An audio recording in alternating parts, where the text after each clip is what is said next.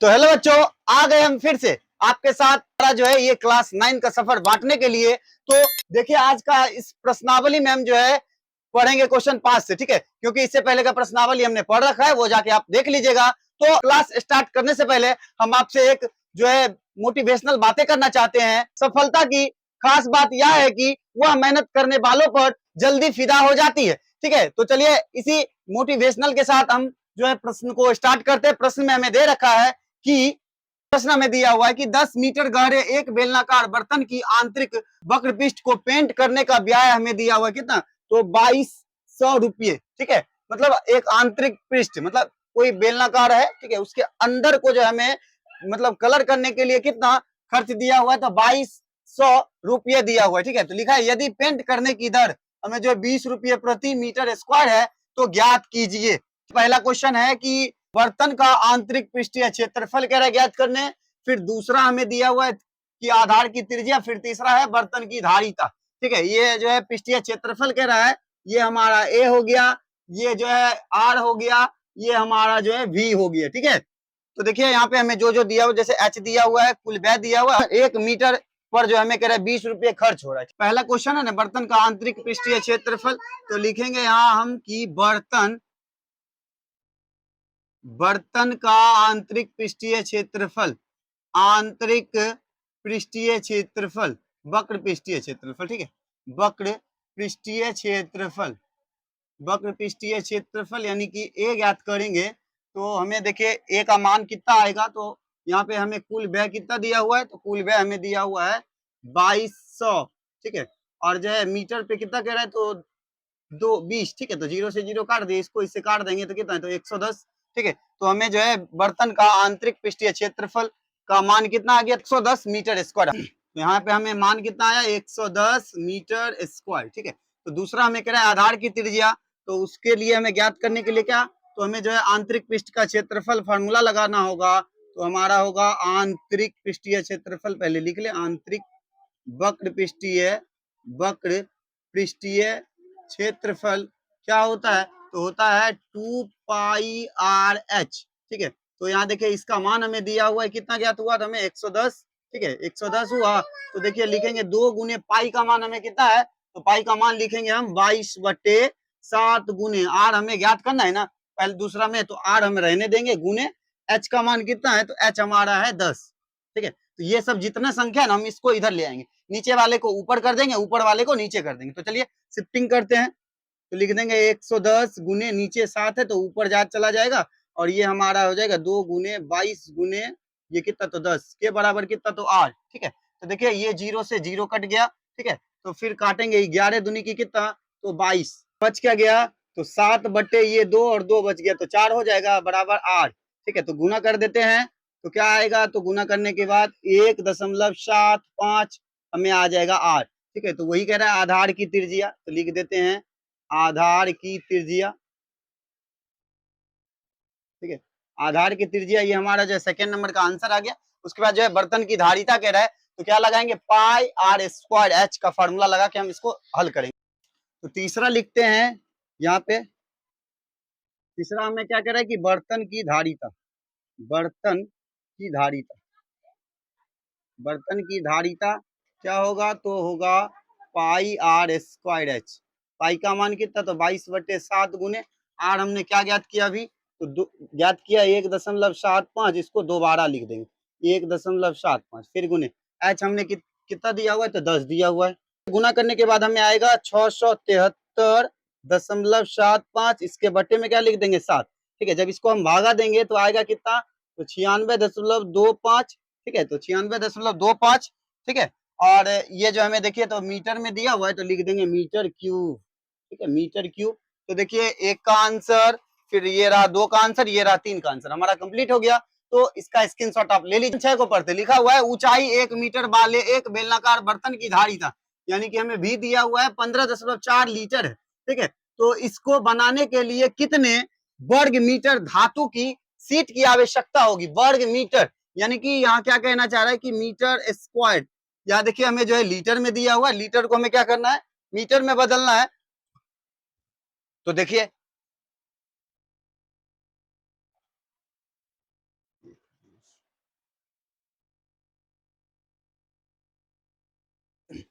तो हम यहाँ पे लिखेंगे बर्तन हल में कि बर्तन की धारिता, ठीक है। तो बर्तन की धारिता, बर्तन की धारिता हमें कितना दिया हुआ है, तो 15.4 लीटर में है ना। तो इसका फॉर्मूला क्या होगा, तो पाई आर स्क्वायर एच, ठीक। तो देखिए यहाँ पे हम लिखेंगे, क्या लिख सकते हैं, 15.4 के बट्टे क्या लिखेंगे, तो इसको जो है मीटर में बदलने के लिए हमें 1000 से भागा देना होगा।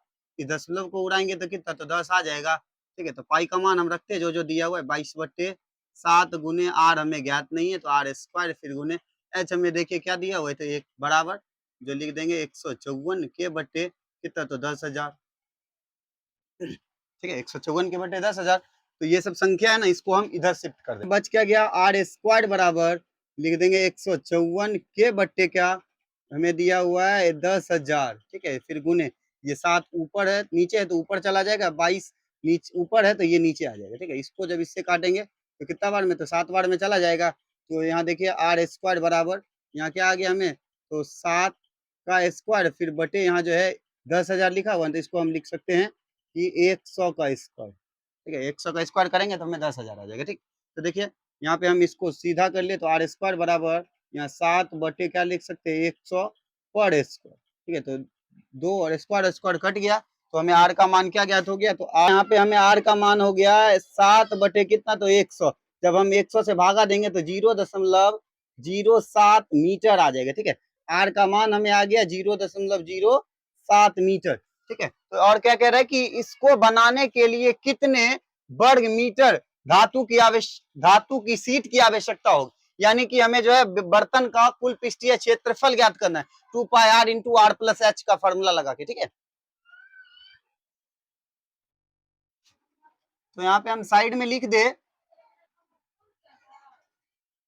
बर्तन का कुल पृष्ठीय क्षेत्रफल, बर्तन का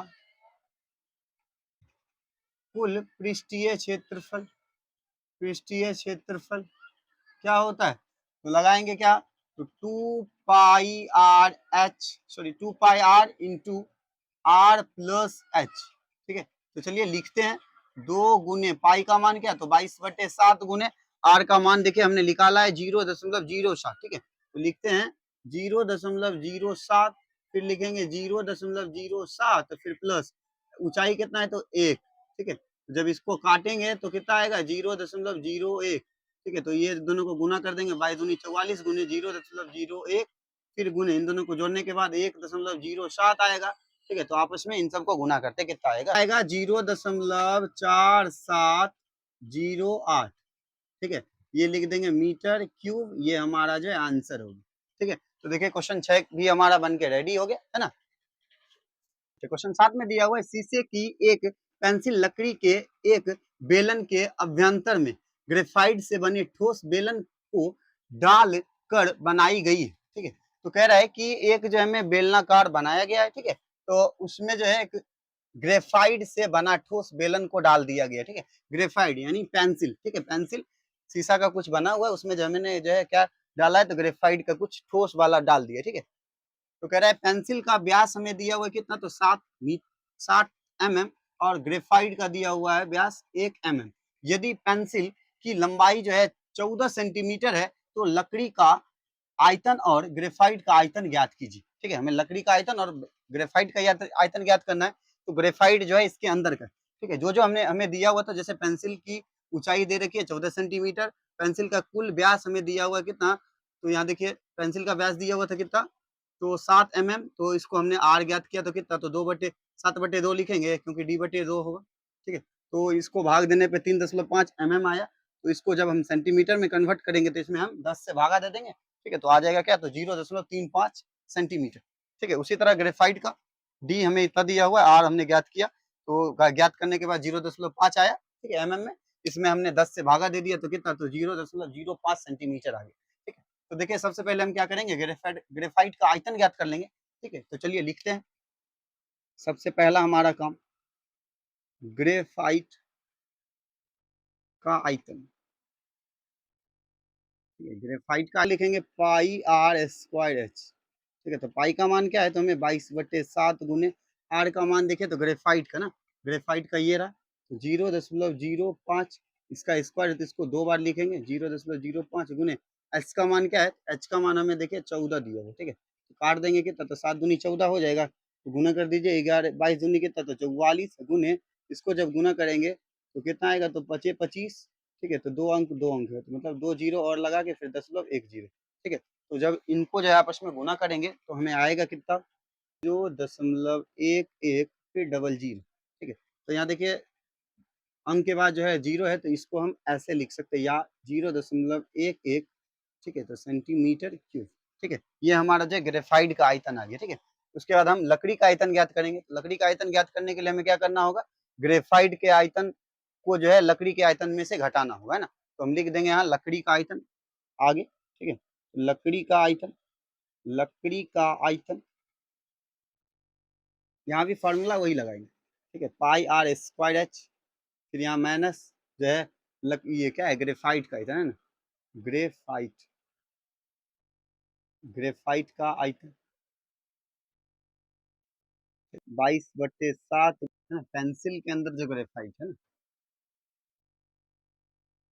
तो देखिए यहाँ पे हम लिखेंगे क्या, तो इसका क्या है, तो है हमें 0.35 गुने 0.35 फिर गुने एच, एच हमारा जो यहाँ भी 14 है, फिर माइनस घटाएंगे कितना, तो 0.11, ठीक है। तो काट देते हैं, 7 दूनी की 14, ठीक है। तो देखिए ये सब जो बचा हुआ है ना, इनको हम गुना करेंगे, 5.39, ठीक है, डबल जीरो, ठीक है, माइनस 0.11, तो देखिए यहाँ जो है 2 अंक है, ठीक है। तो इसमें से जब हम घटाएंगे तो कितना आएगा, तो आ जाएगा 0 0, ठीक है।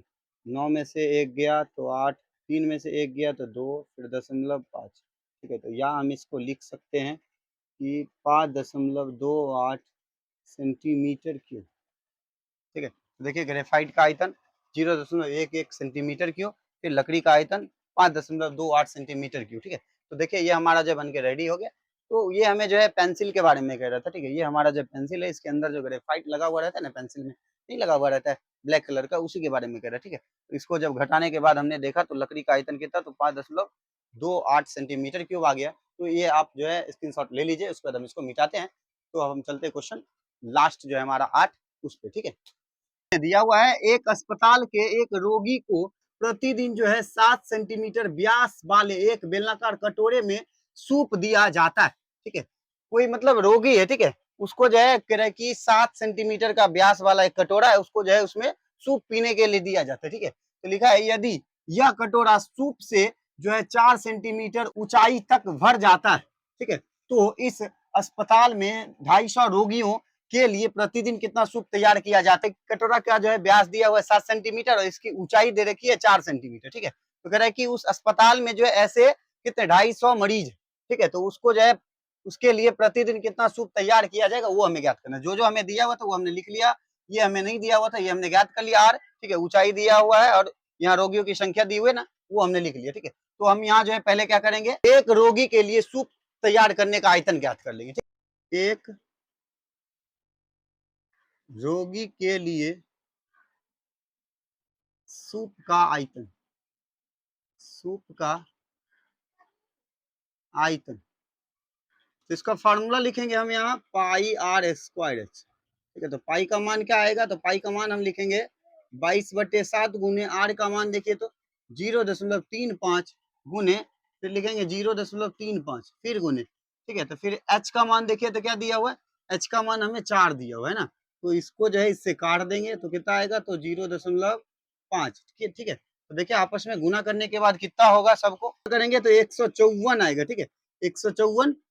इसके बाद जो है हमें 3 जीरो मिलेगा, ठीक है, ऐसे 0.000, ठीक है। इसको हम जीरो को हटा के क्या लिख सकते हैं, तो ऐसे लिख सकते हैं, इसको हम लिख देंगे क्या, तो सेंटीमीटर क्यूब लिख देंगे, ठीक है। तो एक रोगी का हमने ज्ञात किया, ठीक है, एक रोगी का। तो कह रहे हैं जो हमें 250 रोगी है तो हम करेंगे क्या, इसको जो है 250 से गुना कर देंगे, ठीक है, 154 को। तो देखिए तो हम यहाँ लिखेंगे कि 250 रोगियों, रोगियों के लिए, रोगियों के लिए सूप का आयतन,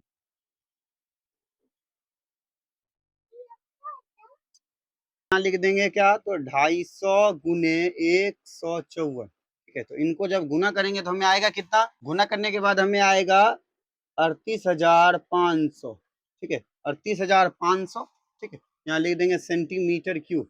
ये हमें जो है ये आंसर हो गया, ठीक है। लेकिन इसका आंसर जो हमें लीटर में दिया हुआ, ठीक है, लीटर में कह रहा है बदलने के लिए, ठीक है। तो यहाँ पे हम लिखेंगे यहाँ साइड में कि हम लिख देंगे लीटर में, लीटर में बदलने पर, बदलने पर, लीटर में जब हम बदलेंगे तो इसको हम क्या, लीटर बराबर क्या होता है, 1 सेंटीमीटर क्यूब, ठीक है। तो ये होता है, तो हम करेंगे क्या, इसको लीटर में बदलना है तो इसको हम 1000 से भागा कर देंगे, ठीक है। तो लिखते हैं 38,500 के बटे क्या लिखेंगे, तो 1000, ठीक है। तो 2 जीरो काट देंगे, तो 2 जीरो काट देने के बाद हमें क्या बच गया, तो 38.5 यानी 385 बटे 10, तो भागा देंगे कितना आएगा, तो 38 दशमलव कितना, तो 5, ठीक है। तो 38.5 ये हमारा जो है लीटर, ठीक है, यही में हमारा आंसर हो गया। तो देखिए आज का क्लास हमारा जो है खत्म हो गया, इसको हमने जो है 2 भाग में बांट दिया, ठीक है। तो यह वीडियो आपको कैसा लगा, अगर अच्छा लगा होगा तो आप हमारे इस channel study zone by Manjeet sir को सब्सक्राइब कर लीजिएगा और बेल आइकन को ऑल पे दबा लीजिएगा, जिससे कि हमारा वीडियो आप तक जो लेटेस्ट पहुंचता रहे। मिलते हैं इसी अंदाज के साथ नेक्स्ट वीडियो में, तब तक के लिए ओके बाय।